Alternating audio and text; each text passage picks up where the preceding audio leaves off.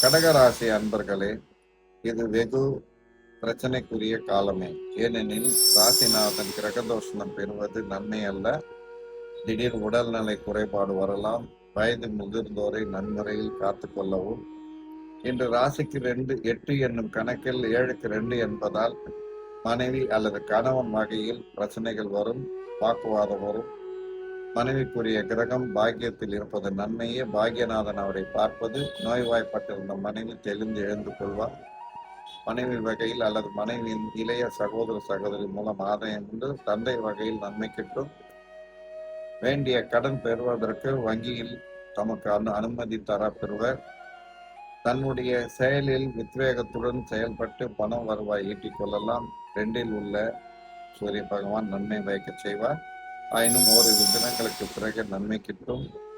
தன்னுடைய 4ஆம் வீட்டதிபதி 3ல் நீச்சம் பெறுவது ஒரு சொத்து விற்று இன்னொரு சொத்து வாங்குவதற்கான அமைப்பாக இருக்கிறது.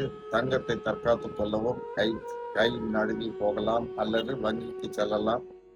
இன்றைய நிலையில் வெகு வெகுவாக கவனமுடன் பார்த்து செயல்படவும். இது இரண்டும் கலந்தான ஒரு சூழல்.